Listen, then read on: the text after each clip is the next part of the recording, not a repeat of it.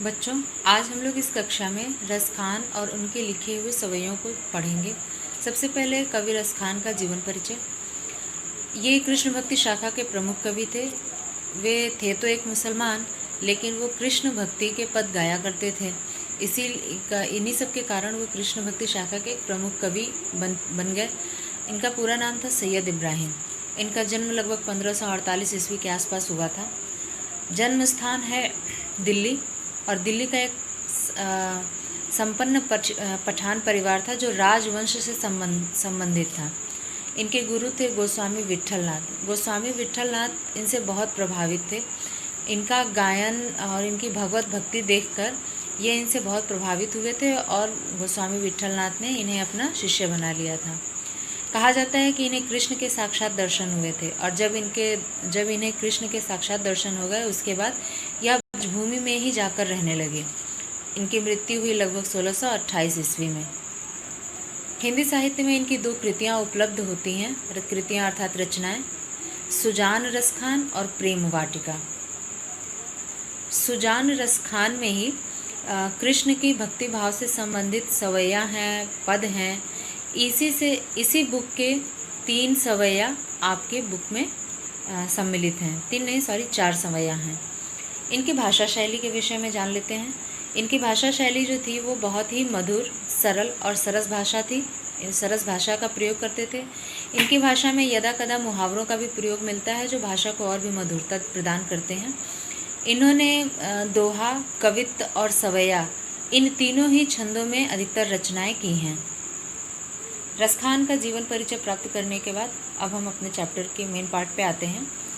हम इसमें सवैयों का भावार्थ करेंगे और उसे समझेंगे। तो ये पहला सवैया है, इसे मैं पहले पढ़ूंगी। मानुष हो तो वही रसखान, बसो ब्रज गोकुल गाँव के ग्वारन। जो पशु हो तो कहाँ बस मेरो, चरो नित नंद की धेनु मझारन। पाहन हो तो वही गिरि को, जो कियो हरि छत्र पुरंदर धारन। जो खग हो तो बसेरो करो मिली, कालिंदी कूल कदम्ब की डारन। इस सवैया में रसखान जी की एक बहुत ही उत्कृष्ट इच्छा दृष्टिगोचर होती है। उनकी इच्छा क्या है कि वह अब इस जन्म में तो कृष्ण से दूर रहे, कृष्ण को न तो देख पाए ना ही उनके सानिध्य में रह पाए, लेकिन अगला जब भी जन्म मिले, अगला जन्म जो भी मिले, चाहे वो मानुष हो, चाहे वो पक्षी हो, भले ही वो पत्थर के रूप में क्यों ना मिले, लेकिन कहीं ना कहीं वो ब्रज से ही संबंधित हों। उनकी इच्छाएं क्या क्या हैं अगले जन्म से संबंधित? कि मानुष हो तो वही रसखान। रसखान जी कहते हैं कि यदि मुझे अगले जन्म में मनुष्य का जन्म मिले, मनुष्य बनूं, तो बसो ब्रज गोकुल गाँव के ग्वारन, तो मैं बसूं ब्रज में, ब्रज के गोकुल गांव के ग्वालों के बीच में मैं रहूं। अर्थात कहने का तात्पर्य यह है कि यदि मैं मनुष्य का जन्म पाऊं तो ब्रज में ही रहूं और वहां के ग्वालों के संग रहूं। जो पशु हो तो, पशु अर्थात पशु, यदि मैं पशु का जन्म पाऊं तो कहा बस मेरो, तो मेरा बस इतना ही कहना है या मेरी बस इतनी ही इच्छा है। चरौनित नंद की धेनु मझारन, धेनु अर्थात गाय, मझारन अर्थात बीच में। चरौ मतलब चरना, तो पशु बनने पर क्या इच्छा है कि चरौनित नंद की अर्थात नंद बाबा की गायों के बीच, चरौनित, नित ही यानी रोज ही मैं नंद की गायों के बीच चरूं। पाहन हो तो वही गिरि को, गिरि अर्थात पर्वत और पाहन मतलब पत्थर। यदि मुझे पत्थर का भी जन्म मिले तो उसी गिरि का यानी उसी पर्वत का पत्थर बनूं, जो कि यो हरिछत्र पुरंदर धारण, जो श्री कृष्ण ने, पुरंदर अर्थात श्री कृष्ण ने धारण किया था हरिछत्र के रूप में।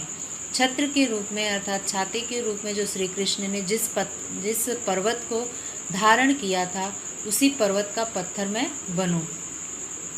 आखिर में क्या कहते हैं रसखान जी कि जौखग हो तो बसेरो करो, यदि मैं पक्षी हूँ, खग अर्थात पक्षी, यदि मैं पक्षी हूँ तो बसेरो करो मिली, तो मैं बसेरा करूँ। कहाँ? कालिंदी कूल कदम्ब की डारन, कालिंदी अर्थात यमुना, कूल अर्थात किनारा, कदम्ब की डारन अर्थात कदम्ब जो कदम्ब का वृक्ष है उसकी डाल। यदि मैं पक्षी बनूं तो कहाँ बसेरा करूं? यमुना नदी के किनारे जो कदम्ब की डाल है मैं उसी पर बसेरा करूं। इस सवैया से संबंधित कुछ विशेष पॉइंट्स देख लीजिए। इसमें रसखान ने ब्रजभूमि के प्रति अपने विशेष लगाव को दर्शाया है।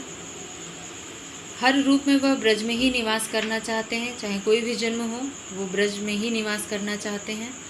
और इस सवैया में अनुप्रास का सुंदर प्रयोग है, जैसे कि यह अंतिम पंक्ति में ही देख लीजिए, कालिंदी कूल कदम्ब की डारन। क की आवृत्ति है 3 बार, इसलिए यहाँ पर अनुप्रास अलंकार है। बच्चों इस प्रकार से यह पहला सवैया है। इसके बाद आगे के 3 सवैयों का भावार्थ मैं आपको अगले वीडियो में दूंगी। तब तक के लिए थैंक यू सो मच।